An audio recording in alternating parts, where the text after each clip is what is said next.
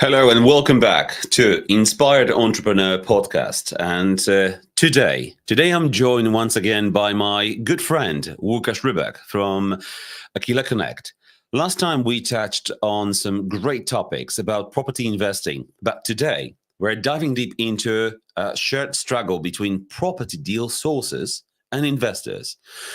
Whether you are new to the game or a seasoned pro, this conversation is packed with insights. You don't want to miss it. So let's get started and let's invite Łukasz to the stage. Łukasz, good morning. How are you today? Hello. Good morning. Thank you very much for having me. I'm great. Thank you. Amazing. So a lot of people may not know what Aquila Connect is. So would you be kind enough just to describe what it is, that you do at Aquila Connect?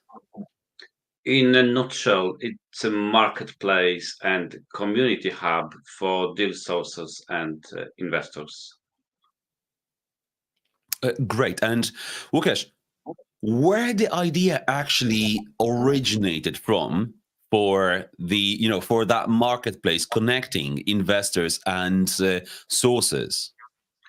I'll be honest with you, it came out of frustration. Over a year and a half ago, when I parted ways with my now ex-employer, I decided to move on to properties full time because I've already been investing.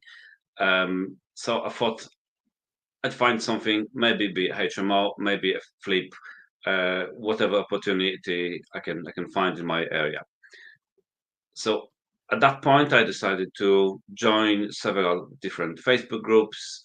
I posted some information, what I'm looking for, in what area, in what kind of investment, what budget. And I did indeed started having replies. People started coming back to me saying, hi, I've got one property here, one property there, one property somewhere, at the other end of England. For instance, I live in Nottingham and people came to me with properties in, I don't know, Southend-on-Sea, Bristol, Bournemouth, literally all over the place.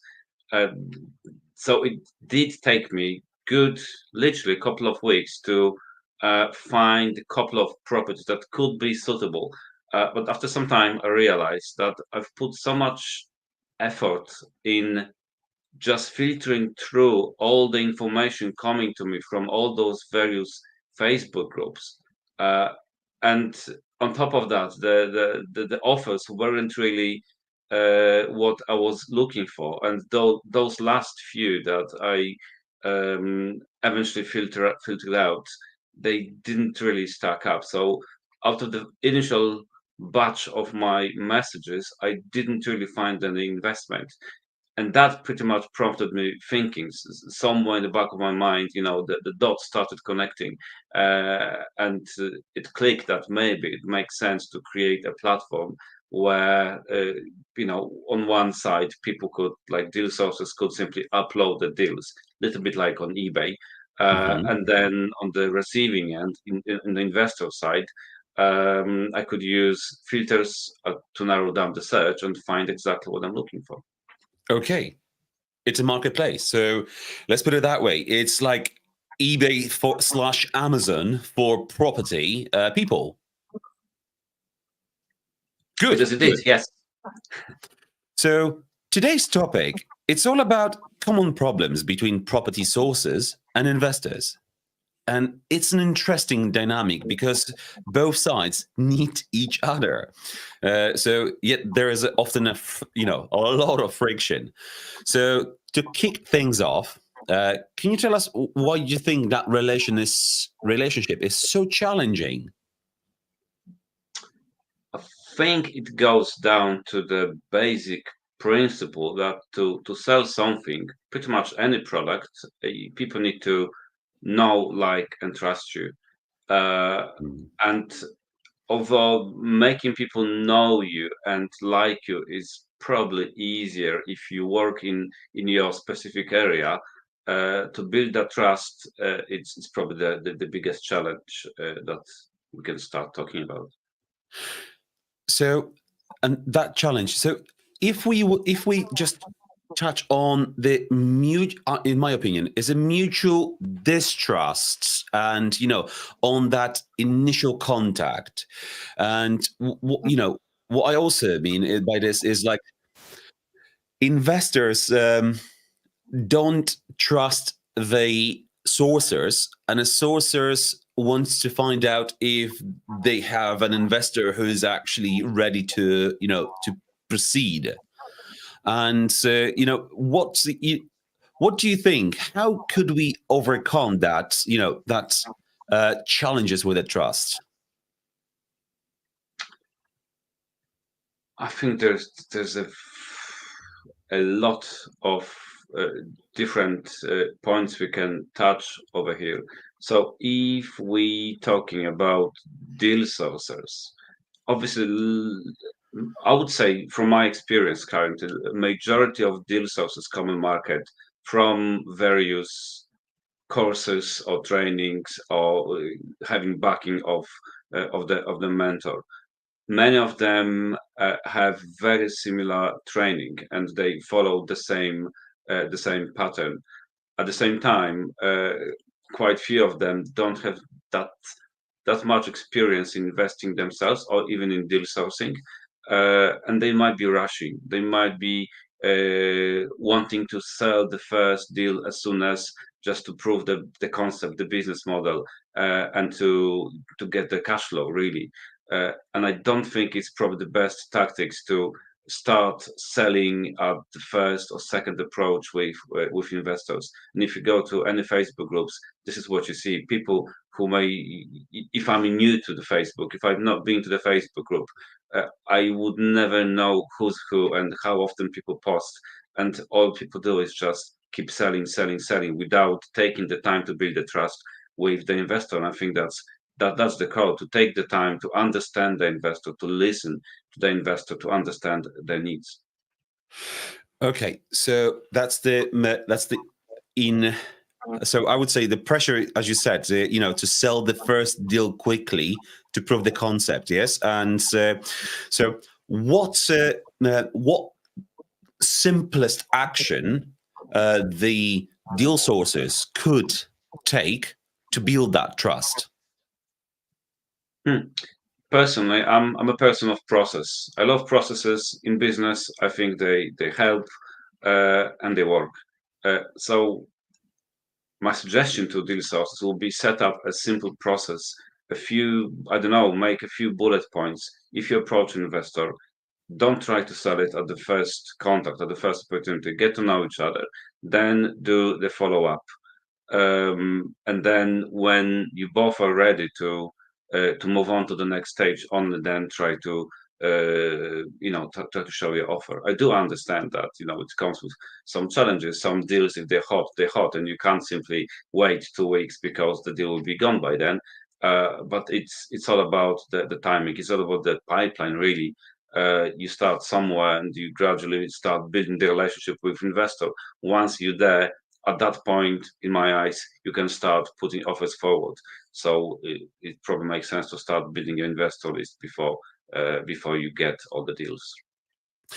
Well, that's a very good thing. Start building the relationship with investor, and let's touch on this occasion, with an investor, and uh, the expectations and reality, or versus reality, is many investors come to the property market with really high expectations, while sources sometimes overpromise to secure the deals.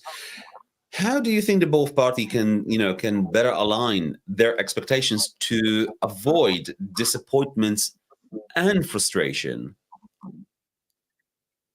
Um, again, depending from which part of the deal you're looking at things. Investors, I would class investors into two groups: people who invest full time, or if not full time, who have experience in investing and they know what they want, they know what they're looking for. And you've got new investors, people who are cash rich, time poor. They often live in south of England, and they're looking for somewhere to invest so they can get better return than from their savings account. Um, and your approach as a deal sourcer should be, in my eyes, totally different. Must be totally different to each of these types of person.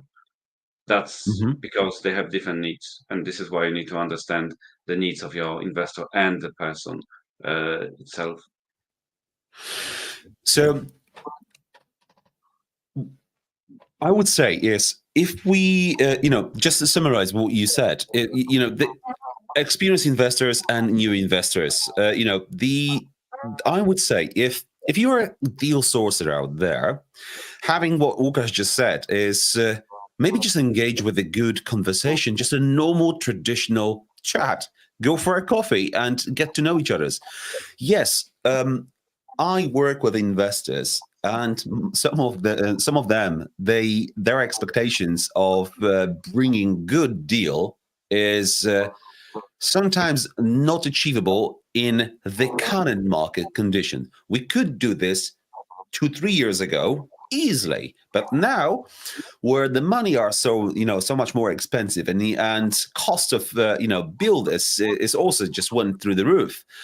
Some of the projects are just no go, basically, which we could do it last time. But simple chat should, Łukasz, in your opinion, should simple chat really just to engage, just get to know the other person, and from the perspective of either experience or starting point, would that solve the problem, or should that solve the problem? Part of the conversation should be managing expectations, pretty much. So, like you said, the deal that could have been achieved a couple of years ago or a few years ago, they are extremely difficult to come across now.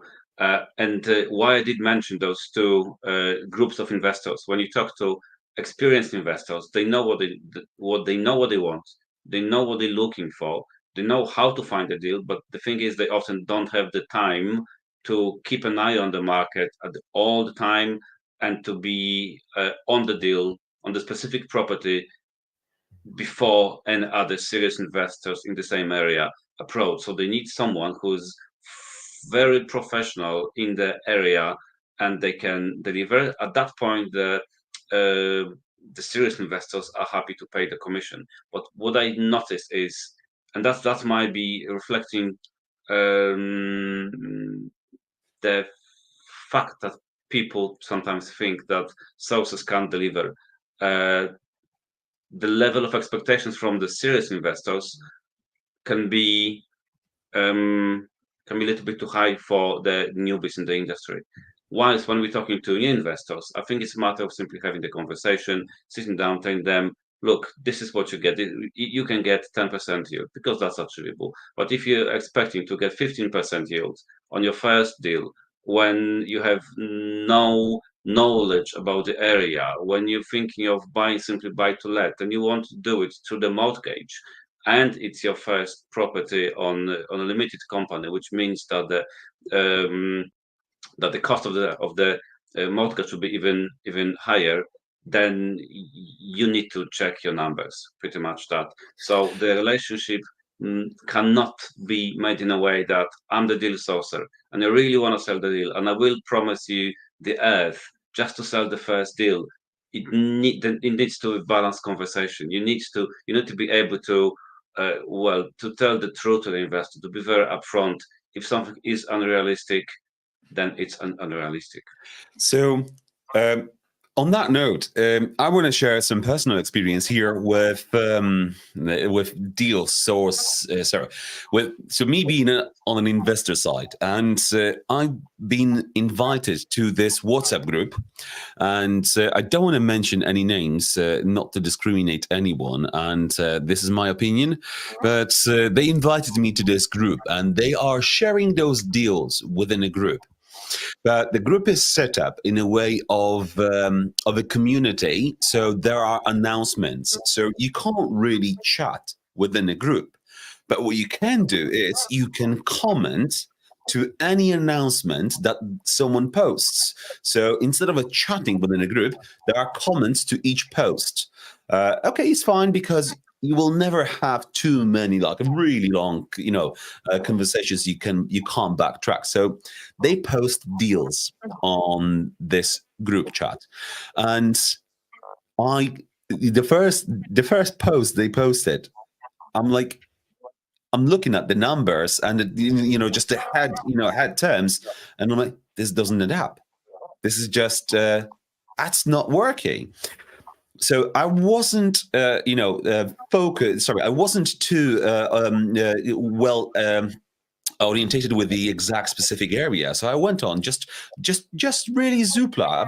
I've got super advanced tools, but I'm like, let's just go on Zoopla or Rightmove because I wanted to relate to people who are within the group and just to show them. So I went on Zoopla and checked the postcode, and just to see that they played with the numbers. So it looks promising, and they promised, 17, 20% ROI. And I'm like, that's not achievable. And I asked two questions. What is, how have you based your numbers on what? And what is the refurbishment cost? Because this doesn't add, this doesn't add up unless and again, I don't know. So I've asked the question, and listen to this. That's absolutely crazy. I then receive a text. I then receive a private message asking me to delete my comment because this might be a deal for other people, and I'm like, this is not a deal. This can't be a deal. If it's not a deal, it's not a deal. And so are you selling really, are you selling something that is really bad for people who don't have experience and they will buy it from you for a commission?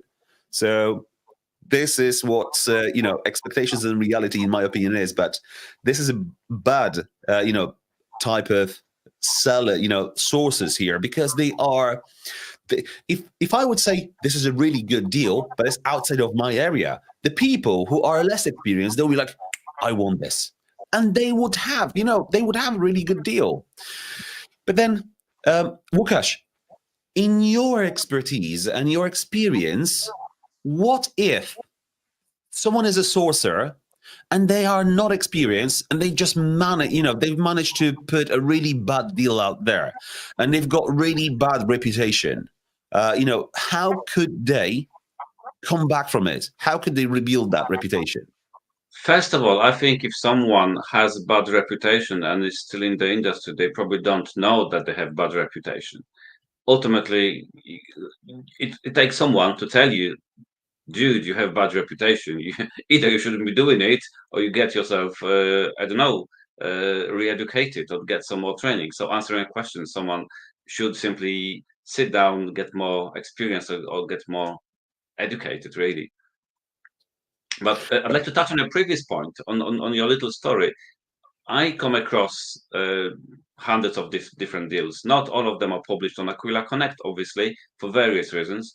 But I do, and sometimes I go and do viewings myself, and I ask exactly the same questions. And what I've noticed is, whenever I challenge a deal sourcer and I say very similar things to what you just described, like why hasn't the property been done, I don't know, been published this way, or why do you believe it's good in this specific strategy? For example, no example, sorry. But why do you think it's good for specific strategy? And where's the deal, effectively, right? Show me the deal. And what I get, oh, sorry, the property is now sold, the deal is now sold. and literally 8 times out of 10, whenever I challenge the deal, I get that reply. Obviously, they're not sold. They probably know the deal sources. They probably know that the deal isn't really a deal. It's just a try to make some quick bucks on this specific property, only because someone made a few phone calls, maybe managed to Hmm. bring the price down below what's already on Rightmove, or maybe it's a rent to rent, and they managed to secure the commercial contract directly from the landlord, and that's it. It pretty much stops halfway through the process, and that's where the bad reputation is coming from.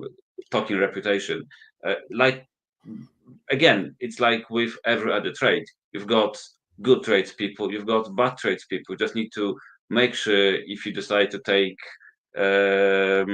someone on board, you find a good one. Absolutely, absolutely. But then, how how what could help them to get this, to start building the good reputation? Hmm. Again, reputation is a very broad topic. I could say a little self promotion.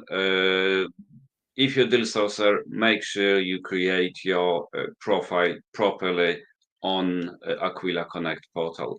And it's not just Hmm. to promote my website. One of the benefits is you can simply use the snipping tool, right? You can copy and paste that profile, use it as a business card, and when you approach an investor, you can simply put that in, I don't know, in WhatsApp message or email, whatever you want. If you've got feedback, post good feedback, obviously, and you shouldn't be getting bad feedback, then make sure people know about it. If you work with someone, get statements from people who are happy with your services.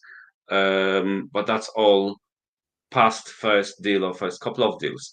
If you're new to the industry and you want to build your reputation, I know it's a trivial tip. Make yourself known, of course, and there's a hundreds, if not thousands, of people literally floating on Facebook, or I don't know, Instagram, or LinkedIn, and you can see the faces. But in my eyes, the content is often so irrelevant.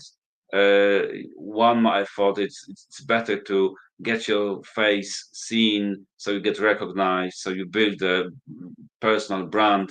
Even if you publish some funny I don't know, meme with puppies, or something like that. But does it really show the depth of your knowledge? So I Exactly. think if you publish something, it should have merit. It should show that you are proficient at what you're doing. And I think this is how you really build your reputation. All other actions will help you to build your personal brand awareness, but not really the reputation. So this is almost like, so if you are bad, at sourcing deals, but you really want to, you really want to do this, then, or you've got a bad, sorry, not bad, you have a bad reputation at sourcing deals. It's almost like a bad credit score. So you want to go and get yourself a credit card and start making those little purchases and pay off in time to build your credit score. And that's exactly what it is. Łukasz said is, build your profile, make sure that it looks, you put stuff that all of your, all of the things you've done, training, competency, anything you can share with, put it on your profile and start building those reviews and feedbacks from other people, because that will give you ultimately your high credit score, and that's going to be, that's going to be your proof of being a good property deal sourcer. But Łukasz, how about if you're just bad, if you're just, if you're not competent, how about if you don't have skills and you want to get into a property and you don't have money? So a lot of training, the schools out there, maybe they are implying that you should start as deal sourcer, but you don't have experience. How do you actually overcome that? Yeah, it's kind of vicious circle, isn't it? But if My approach is maybe a bit radical. If you are bad at something and you know you're bad at it, stay away from it. Don't do it. Go somewhere else, right? If you're new to the industry, if you do want to grow and learn, right? If you're bad, of course, you can go back and take another course and learn. But then again, if you don't, you need to feel it. You need to be passionate about what you're doing. Yes. If you can't put your heart in your job, in your business, really, uh, then you need to maybe reconsider, because everything comes from there, from inside, really. So if you have the passion for it, if you have the feel for it, for the industry, but you don't quite know whether it's for you or not, by all means, keep exploring different content, to keep checking different. I'm not encouraging always to go for coaches. I understand it all takes money, and Yes. you don't want to be spending on something that you're not sure about. On the other hand, how do I find the knowledge I need? So maybe just experiment yourself, think outside of the box. Don't really follow the mainstream. If you think about it, you've got thousands, probably tens of thousands of people after deal sourcing courses. They all, most of them are trying the same techniques. Try to think outside of the box. Try to do something that others that you haven't heard about, right? It doesn't take long to try it out. You can do a couple of attempts, set up a little spreadsheet, measure, and see how it works. If it works, brilliant. If it half works, measure it, tweak it, and check again. Approach a different angle, but the same technique. But this is for people who really want to invest their time and the heart into the business. If you did sell bad deals, if you've got bad approach, I mean, if your approach is money, money, money, then you shouldn't really be doing, because it's like any other business. If you're good at it, the money will follow. But if you're here with the main motivation not to help the people but to make the money, then perhaps you need to reconsider. Absolutely. Well, 100%. Well, if you're bad at something, don't do it. Yes, sure. But I've been on a training course which we invested a lot of money, and it's taken over. Well, actually, that's a very good point. The training I did 3 years ago, it took 12 months to learn. The same training now is 2 years, because the amount of information, knowledge, tasks that you have to do, the amount of expectations on you to learn and deliver is huge. So I've seen a lot of people actually didn't succeed, and trust me, we've spent top of 20,000, so £25,000 for 12 months for the training, and that's a lot of money. For some people, is a deposit for a property. Yeah, Well, depending yeah. where you are up north. But what I'm saying is, I've learned that some of the people who went through all of that training, all of that investment of time and money, only to realize the property isn't for me. And ultimately, this is where that lack of competence, it's just shown. It's just came to light, or maybe they just don't want to do it. And at that point, they realize, no, I don't want to do this property. I just realized maybe they just saved themselves even more money and lost time. And despite Mhm. initial investment, they're not doing it because of that lack of. Not sure if it's a competence, because they just gone through a training and it was there, but maybe they're just bad at it, as you said. There's one other thing I'd like to actually talk about. You've got people, and I've come across a lot of deal sources who are a little bit cautious, or a little bit who are really cautious about getting on the actual job, and they keep paying for different courses, and they keep learning, educating themselves, keep kind of, I don't know, loading the gun endlessly, but they are still hesitant to take action. I think you need to find a balance, really. You learn something, you test it. Oh, it should be going this way. You learn something, you test it. You learn something, you test it. Instead, Yeah, people just going learn, learn, learn, learn, learn, and then okay, maybe I will test, or that's how it maybe should be. another one. That's how it So should be. make sure you got the balance in, you've got balance between learning and working on what you've just Sure. learned. Łukasz, there's a word for it. It's actually course junkie. And I was Here we nearly go. one of them. I was nearly one of them. I was nearly a course junkie, and I loved learning. Well, actually, let's be honest here. I hated school, and when I was there, now I would pay and I would just give everything to go back to school. There are a few reasons for that. One, I've actually loved learning now, and because I know how much benefit it gives you. But yeah, I nearly become a course junkie because at the training, we pay the money, we learn something, we put it in action, just as you said, Łukasz, we put it in action, and it's working. You can see, oh my God, it's working, and I'm getting some residual money. Oh, maybe if I pay more, then I'll learn some more.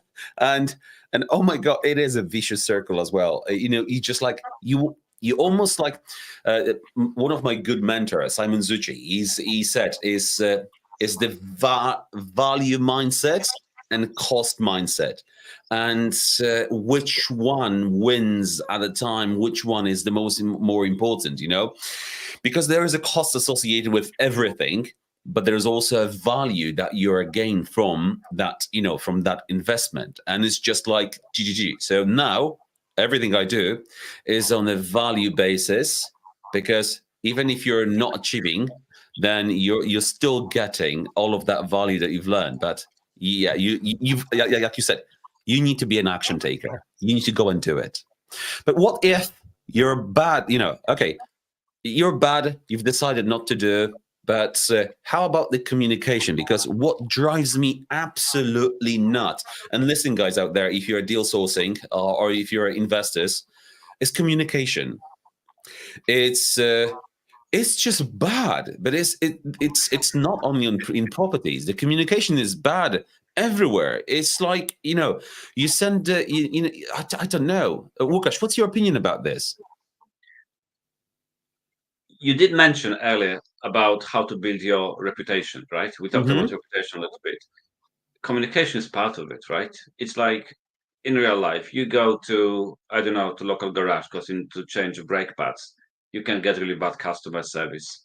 You go to the local shop and you can get really bad customer service. So uh, bad customer service also derives from bad communication.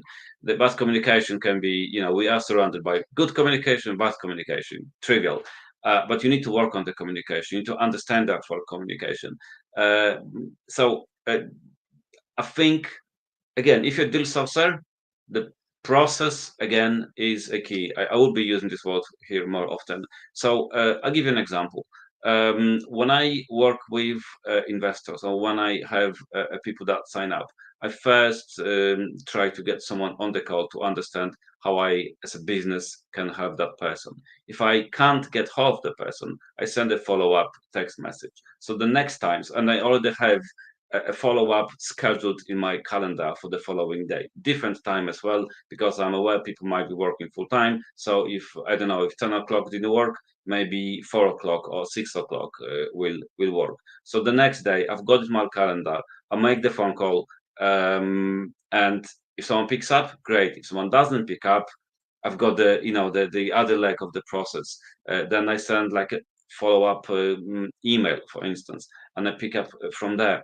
But it's all planned. It's great when you're dealing with one or two person, because that's easy, right? I need to call Joe, I need to call Mary, fine, easy. But if you've got, I don't know, 20 people on your investor list and you want to keep in touch with all of them, you don't need to plan around it, right? Otherwise, it's just gonna turn into a big mess. You might be talking to one investor, I don't know, once, twice, three times a week, because you get on with the guy and you're pals now. On the other hand, you might be missing the other few guys only because they're right at the bottom of your list. So I think you need to work by a calendar, get yourself some, I don't know, planning software, maybe some light CRM, something like that, depending on the needs, obviously. But communication is also a skill. It's something you can learn, but it's something you have to work on, and it definitely helps building your good reputation.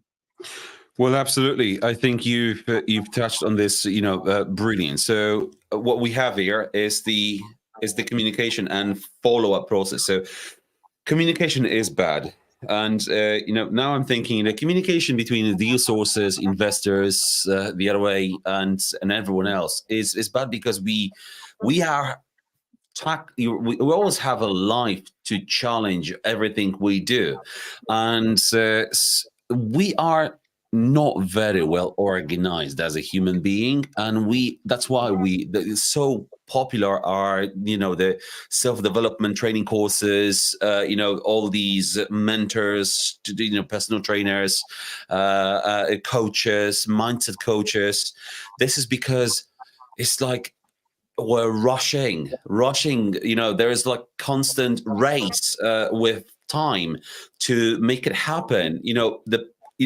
On the other hand, completely out of the subject, being a parent these days is almost like a challenge because one thing, if you're living on your own, so the family, typical family, so you got a husband and wife, and let's say one or two kids at home, you have to share the responsibilities going to work. Are we are both going to work, then pay for a childcare, but who's actually looking after our child, bringing them up, showing them good example? How it used to be is, your parents, grandparents used to take care for our children, showing them what the life looks like because parents were busy learning life, going to work, doing all that. And going back to, communication, we are rushing.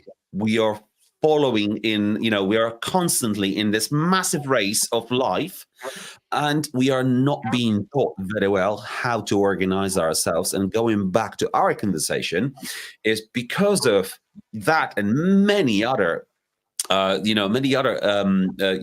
problems we might have and challenges in life, is taking courses, training, coaches.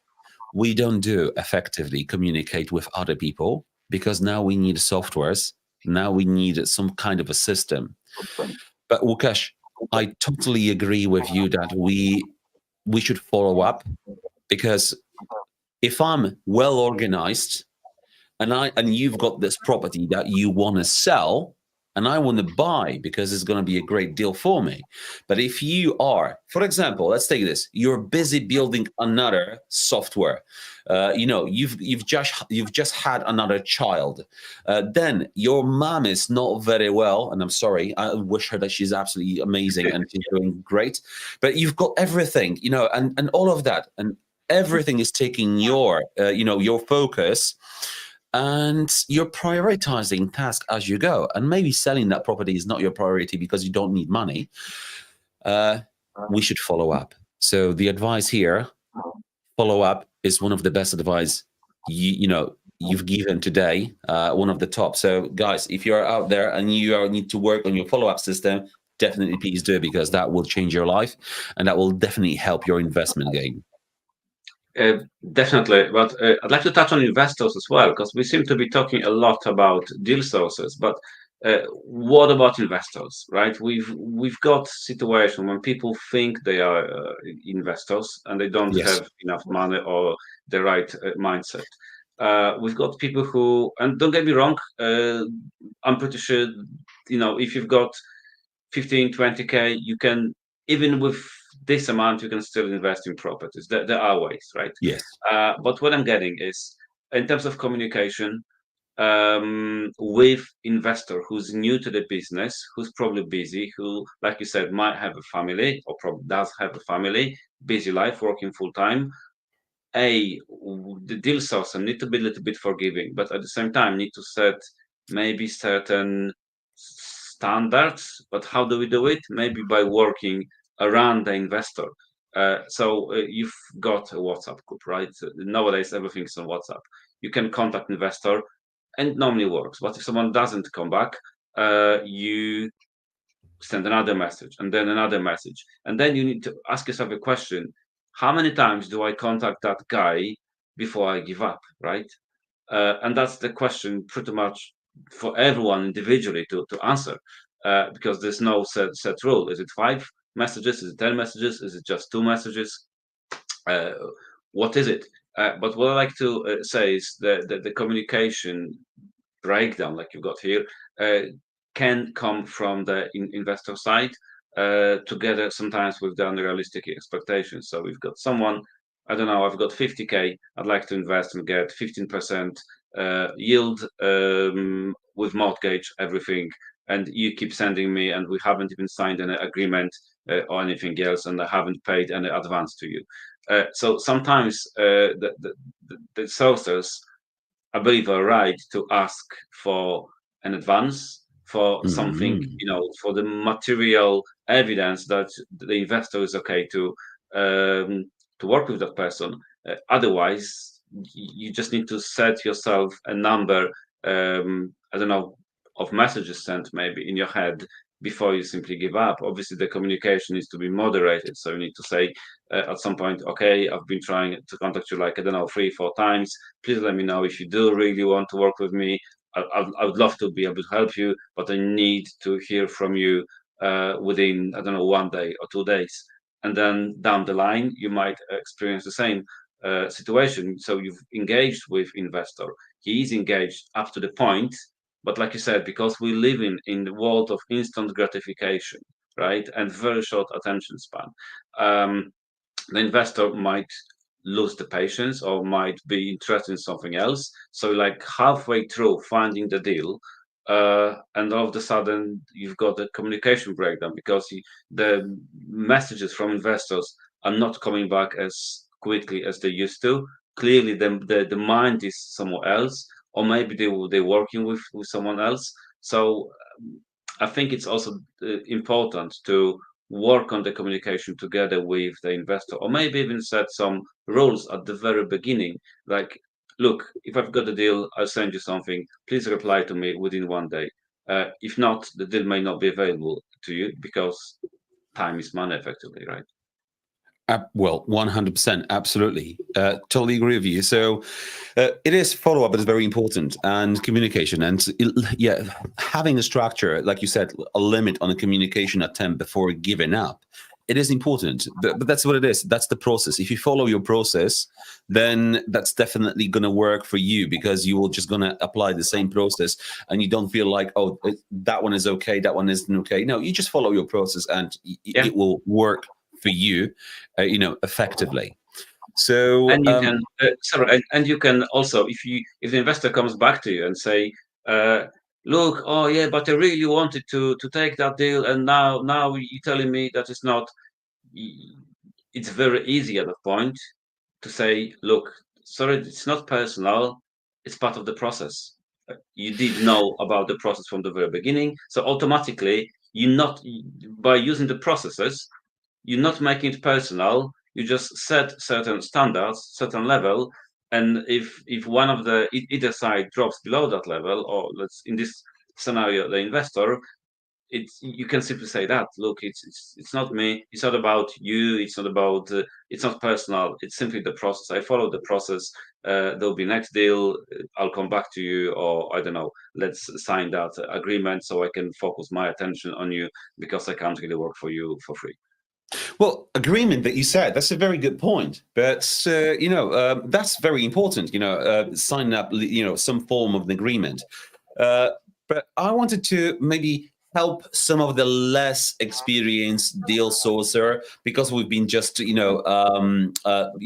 black, not black mouthing them, but we just, been expressing how challenging from their perspective is to put a deal out.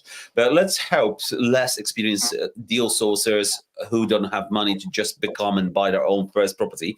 And what's your take on co-sourcing? What do you think?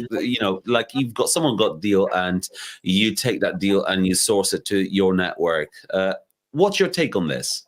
Okay, I tell you how I do it because that's pretty much what Aquila is about. Apart from being the marketplace, it's a brokerage of deals. Hmm. So I believe co-sourcing is okay as long as it doesn't have too many links. In my case, I only work with deal sources who have direct access to the property or are direct to the estate agent. If you create too many links, then the communication gets messy, the investor gets frustrated, then you need to share your fee with too many people, and you end up earning not as much as you would like to. So approach with caution. That's my that's my suggestion Hmm. about crowdsourcing. One link, I think, is perfectly fine. My business model, for instance, is to find investors, work with investors, give them value equal to giving value to the deal sources. But my principle is I only work with one deal sourcer who owns the contact to the property, and that's my stance in general about crowdsourcing. Um, yeah, that's that. Yeah, sure. But then having being ethical about how where your deal comes from for sources, and so if you've got this amazing deal and you want to sell it now, let's look at the perspective of I got the deal, ethically sourced, got everything, good numbers, all of it, and you've done all of that work as a deal sourcer. Now you want to find an investor and you want to sell that deal nice and easy. So what's your take on payment structure? And many investors are reluctant to pay up front, but sourcers need security. That creates a constant uh, push pull dynamics. So it's like how could we solve this? Yeah. Again, it's something I probably come across every day. Um, and I would say this is why you need the relationship with the investor before you have the deal. Uh, if the investor knows you, then they're happy to pay the advance and sign the sourcing agreement with you. Ultimately, so what is sourcing, right? You've got estate agents representing sellers, and they take Mhm. commission for selling the property for as much as possible. And sourcers are pretty much the opposite, right? They represent buyers or investors, and they make sure that the property is acquired for as little as possible. Obviously, in ethical way. Um, so I say it again: set up a process and try not to compromise on it. Make sure be very upfront with your investors. Tell them, look, this is how I work.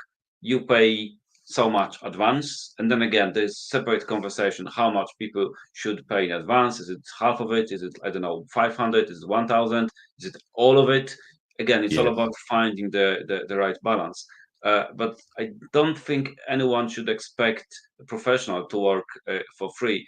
And that, I've had a lot of conversations about it too, and situations myself when I was approached by investors.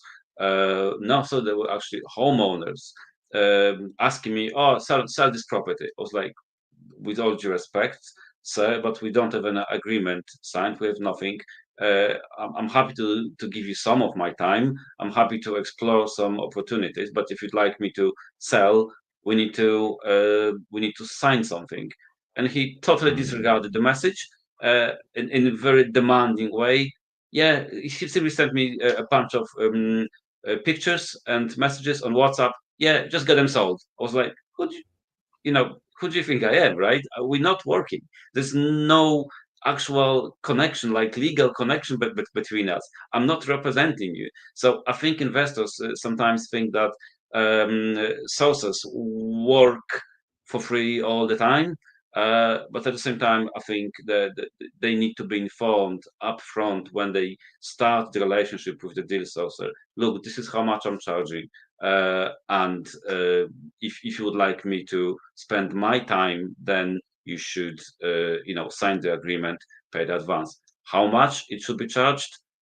I know it's very individual. I don't want to suggest any number here. The way I work, for instance, I charge £500, but this is me, and I know that there are different areas and different strategies. So I don't want to suggest any number for anyone. I just think there should be a right and fair balance between investor and deal sourcer, kind of win-win situation where both parties feel comfortable. Well, totally agree here. Having clear structure and having a mutual, understanding how we're going to work, move forward, so what we're going to use in terms of, the agreement, how we can move the deal. If I got this amazing deal and I want to sell it, I want to understand how security works, and yes, trust is very important. So we're like we've gone through all the different points, and it's almost like a step by step how to be a successful deal sourcer, and how to source the deals ethically, and how to actually make sure that we're going to see them through the line and actually selling them. So good communication, getting to know your investor, understand how you're going to work this relationship. And as you previously said, investor really wants to know what the relationship was going to bring them over time. So it's not only a one deal. How, Oh yeah. if I'm going to engage in that relationship, how is that going to benefit me over the next period of 3, 4, 5 years or more? Yeah, I agree. Think it might be common misconception that deal sourcing is an easy job, is a quick bucks, and people jump into it hoping that they're gonna get that £3,000 commission after 2 months or 3 months, or even straight away if they charge upfront. The way I look at it, it's a long game. You need to build the relationship with investors. You need to work with them to, like you said, to get the deal over the line. You need to get yourself known, and I think this should be the priority rather than focus on the commission. And again, this is why this is not a job for everyone, because you need to make sure that you can maintain yourself in the meantime. Obviously, we all have to pay our bills, uh, which might bring another question: is sourcing a good job for someone who wants to do it part time? And if I was asked this, I honestly don't know. You have to manage your time very carefully. Probably is if you're good at time management, but it's definitely way more difficult because again, it does take time to find deals. It does take time to find investors, and if you want to focus on both ends, then it's even more difficult. Well, yes, it is. Yes, truly. But Łukasz, in terms of like some sourcers do pose as an investor to secure the deal. So I see this like, there is a sourcer who doesn't have money to invest themselves yet. They're working towards that goal, that aim.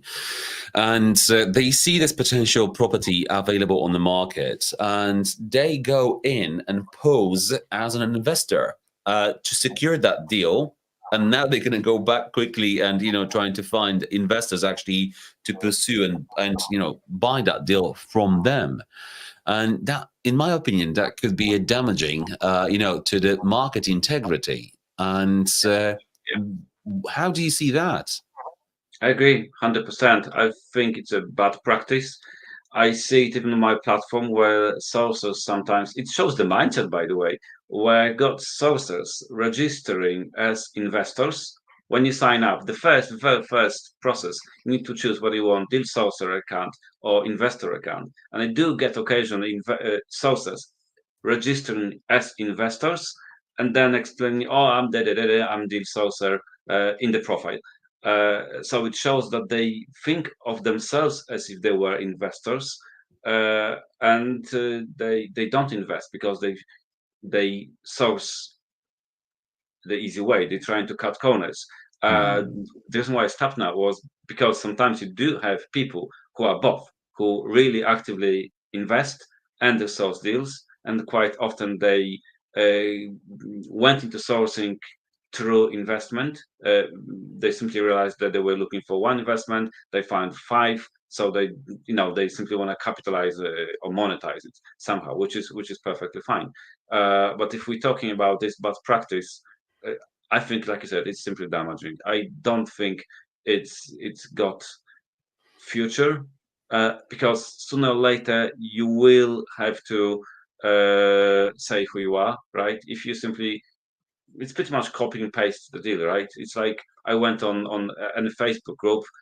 did that, copy and paste somewhere else in different Facebook group.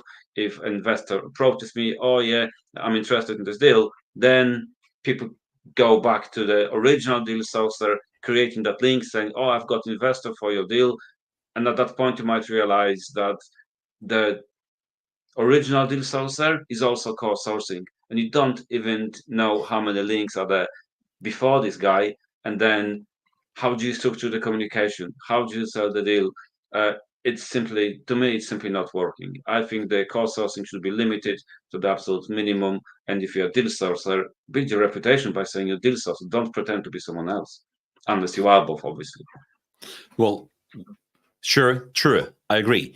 We are coming to almost 60 minutes of this, and if you're watching us from Instagram, there's a limit on Instagram for 60 minutes live, and I'm not sure if this is still enforced. But I'm going to post a link here to YouTube where you can continue to join in conversation. If you have any comments and you would like to add anything, please feel free to comment in whatever. Obviously, we're just going off the Instagram in the next few moments, but I am going to post the link so you can continue watching us from YouTube.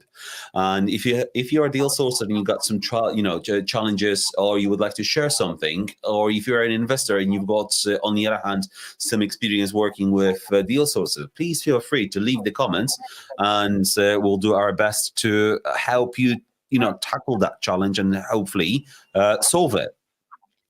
So, Łukasz, on that note, if Instagram is going to cut us off, we are still live on other platforms.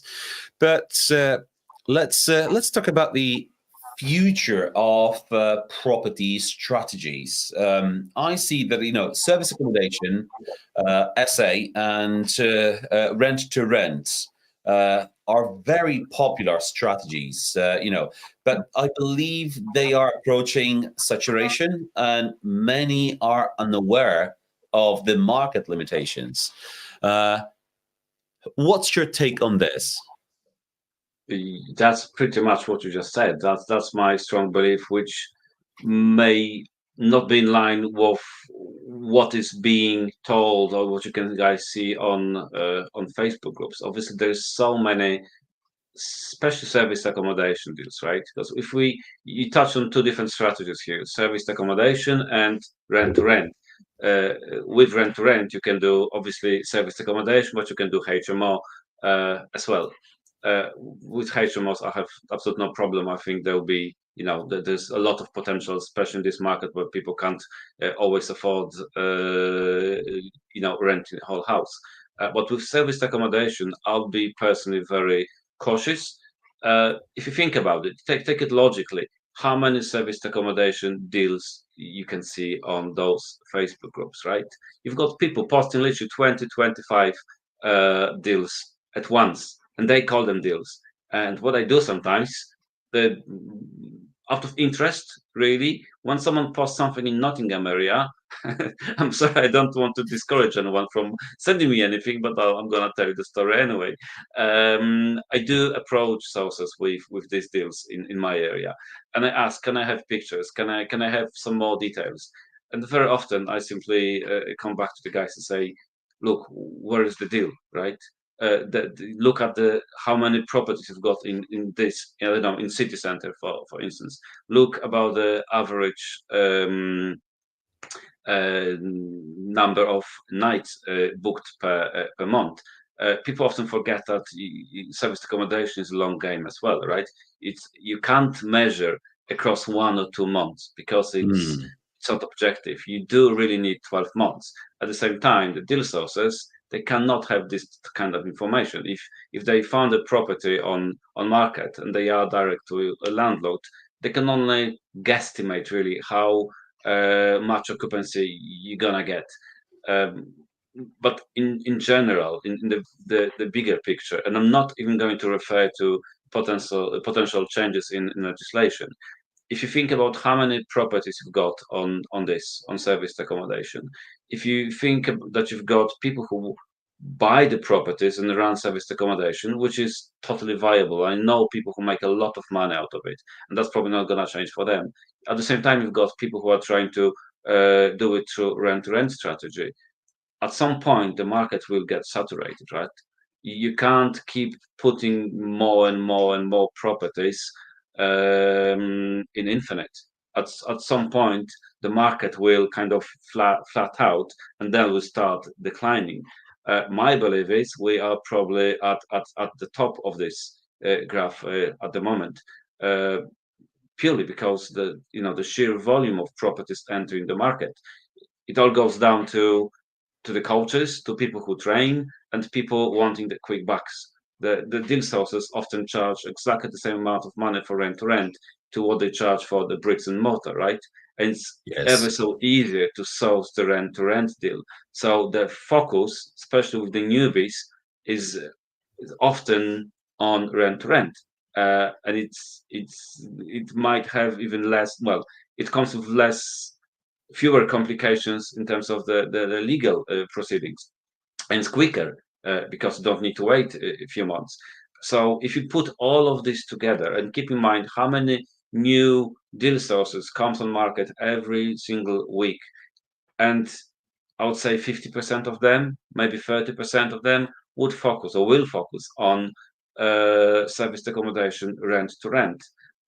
So if you think of the numbers, if you think of the big picture, I think soon enough there'll be a lot of people crying they aren't making enough money out of their rent-to-rent serviced accommodation.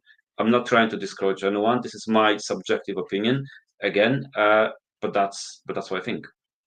Well, good point here, Łukasz. As you said, there's a huge focus on service accommodation and rent to rent, because rent to rent is easier. The entry level is much easier in terms of the initial investment for anyone who wishes to join the property market.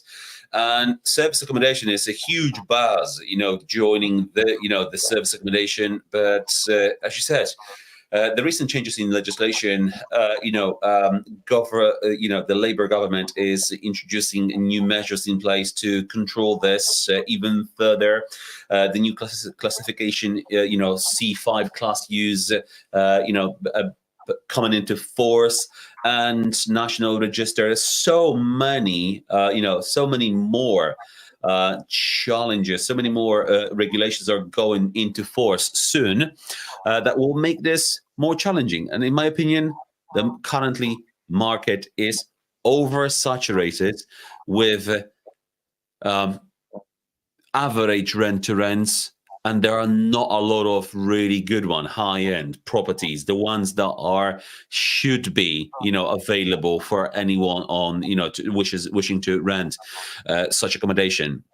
I know this from a different perspective. I know this from a property investing, and I know this from electrical background. When we actually go and do audit on those properties, from the electrical standpoint, and some of them is really, really bad and appalling. But Łukasz, so let's just recap where we are so far. I posted a few comments. If anyone out there wants to join the conversation, let us know, please. But we discussed so far, starting with, so again, if you are in property and sourcing deals, or an investor, what is the most important? We discussed trust, and build that trust, and making sure that you have ways of displaying that that other people can trust you and you are trustworthy. And the expectations and reality, don't overpromise on your numbers. Just do your homework. And if you have bad reputations, you can use a software like Aquila Connect to build your profile and ask for feedback. It works exactly the same like reviews on Google, Amazon. Getting the right people giving you feedback, it bumps your profile, and you can use it as Łukasz said, you can use it as your business card. That's amazing. That's a great benefit. Here it is, that my deal is actually posted on Aquila Connect, and here are my reviews. I'm working with those investors, and that's brilliant for you. And if you're unexperienced, or you just realize this is not for you, maybe it's just not for you. And if you're unexperienced, just shadow other people. Network. There's a lots of networking events, around where you are, and there's so many, in England that I'm sure within a distance of 1 hour from where you live, there is a networking event, happening in property where you can upskill your current, level of experience. And co-sourcing, and paying for, for property up front. So this is if you got a property and you want to sell it because you have better access to investors, but you want a security for your deal so you're not losing. You have to be very careful here because, like Łukasz said, is trusting, having a good relationship. It's the key. It's not about making it back quickly. If you got good trust and good relationship going, you will sell your deal and you will sell future deals going forward. Yeah, I think that's a very good point. Like in any business, the recurring revenue or recurring clients, customers really are at the core of the business. So if you manage to build your relationship with one or just few investors, and you give it time and you deliver, then be sure enough those investors, some of them, will be coming back to you for more, because once you've got this relationship going, you get it going. It's not one-off trick. Absolutely. Łukasz, and today, what would be the most important piece of advice you would give to a new sourcer or investor entering the market today? Okay. For deal sourcers, I would say build your processes, work with your calendar, manage your time. When it comes to investors, if you have, I'm talking to new investors. Obviously, I'm not in position to lecturing Mhm. experienced ones. If you're new to investing, be realistic with your expectations and try to treat deal sources a little bit Mhm. as an estate agent. So please do engage in that relationship with deal sourcer. Trust them that they're not there just to grab your advance and to run away. The advance is there to show the commitment, to make sure that they are there for you and not for anyone else. So, in a nutshell, if investor, manage your expectations and don't be afraid to work with um, reputable deal sources. Great. Thank you, Łukasz. Thank you so Thank much. you very much. So, I enjoyed today's episode. It was about how we can help the deal sources be more efficient and how we can help them tackle the challenges of today's market. And if you follow us, with the full conversation, just we've shared so many good tips of what you can do to make sure that your journey as a sourcer or investor will be successful. So, Łukasz, thank you so much for your time today. And Thank you very much this for is a having good me. piece of advice you've given today. So, Łukasz, just finally, before we go today, could you just tell us where we can find the Aquila Connect and what's the process of signing up if we have anyone in the audience who needs that help and support in building that profile back again?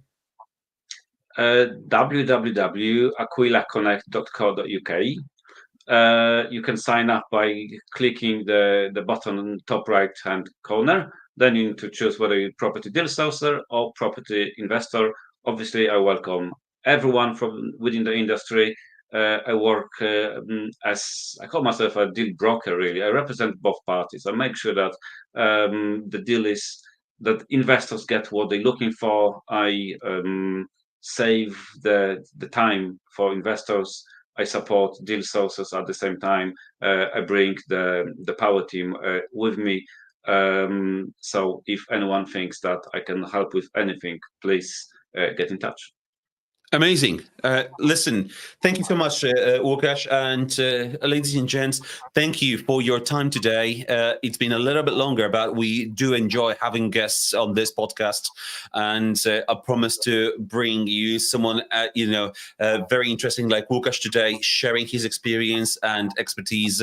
And here we are today. That concludes today's episode. And I just want to say that thank you for staying with us on Sunday morning. Łukasz, thank you for joining us here in the studio live.